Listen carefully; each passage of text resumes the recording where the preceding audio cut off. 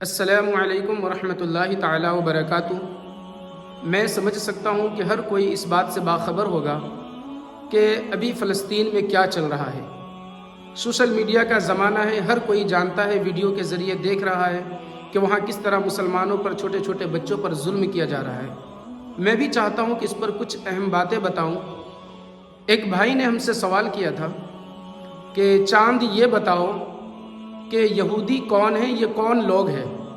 تو میں نے سوچا کیوں نہ اس پہ ایک کلپ بنا دی جائے تاکہ جو یوٹیوب کے ذریعے یا فیس بک پیج کے ذریعے ہم سے جڑے ہوئے ہیں ان تک بھی یہ معلومات پہنچ جائے۔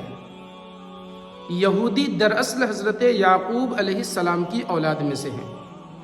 حضرت یعقوب علیہ السلام کے بیٹے 12 تھے، جن میں سے ایک کا نام تھا یہودا۔ یہ بنی اسرائیل کہے جاتے تھے۔ یہودا کی نسل سے جو ہوئے انہیں یہودی کہا جانے لگا۔ یہ یہودی بڑے ظالم اور جابر تھے اور اب تک یہ ظلم کر رہے ہیں اور شروع سے ہی اسلام اور مسلمان کے دشمن بنے رہے ہیں اور اب تک یہ دشمنی نبھا رہے ہیں۔ اس نے بنی اسرائیل کے کم و بیش 70,000 انبیاء کو شہید کیا اور خود ہم سب کے نبی کریم صلی اللہ تعالی علیہ وسلم کے والد ماجد حضرت عبداللہ کی بارگاہ میں بھی گستاخی کی اور ان کے بھی قتل کرنے کی سازش رچی۔ یہ ظالم شروع سے مسلمان کے دشمن رہے ہیں اور اب تک یہ مسلمان کے دشمن بنے ہوئے ہیں۔ اچھا یہ بتائیں کہ یہودی فلسطین میں پہنچے کیسے؟ تو یہ 1947 کا زمانہ تھا کہ جرمن میں ہٹلر کے دوارا یہ ستائے گئے، مارے گئے، کاٹے گئے، ان پر خوب ظلم کیا گیا، ان کو ستایا گیا، خوب پریشان کیا گیا۔ یہ ہر طرف سے پریشان ہو کر کے یہ فلسطین کا رخ اختیار کیا۔ یہ پانی کے جہاز کے راستے آیا، جہاز پر ایک بینر لگا دیا تھا۔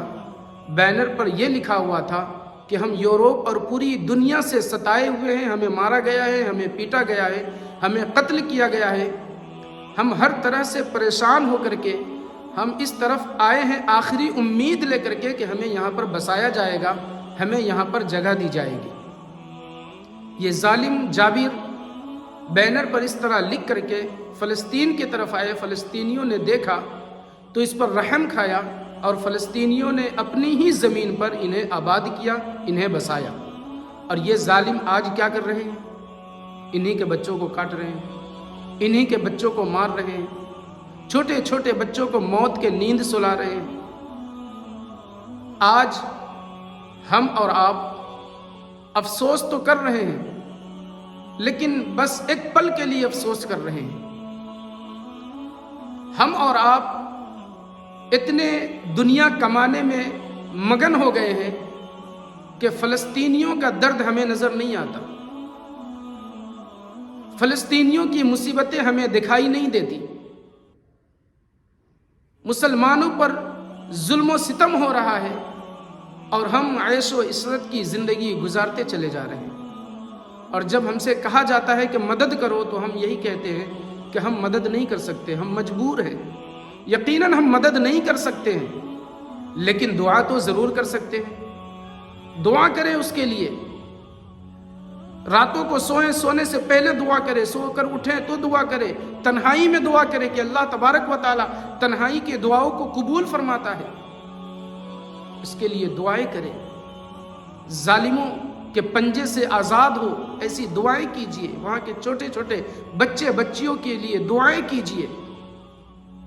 اچھا یہ یہودی فلسطین پر قبضہ کرنا کیوں چاہتے ہیں؟ یاد رکھیے،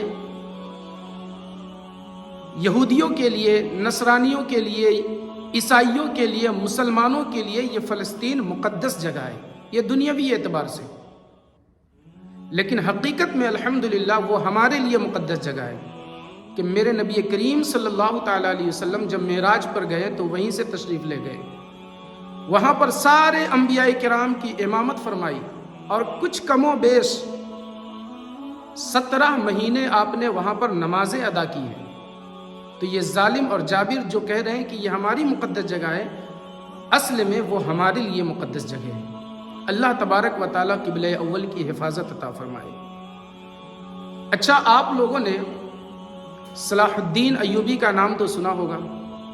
یہ وہ مرد قلندر ہے، یہ وہ اللہ تبارک و تعالیٰ کا مقرب بندہ ہے جس نے مسکرانا چھوڑ دیا تھا۔ لوگوں نے پوچھا کہ اے صلاح الدین ایوبی، تم نے مسکرانا کیوں چھوڑ دیا؟ تو صلاح الدین ایوبی نے جواب دیا تھا کہ کل قیامت کے دن اللہ تبارک و تعالیٰ نے پوچھ لیا کہ بیت المقدس دشمنوں کے نرگے میں تھی، دشمنوں کے قبضے میں تھی، اور تم مسکرا رہے تھے، پھر میں اس وقت اللہ کو کیا جواب دوں گا؟ سارے لوگ شرمسار ہو گئے۔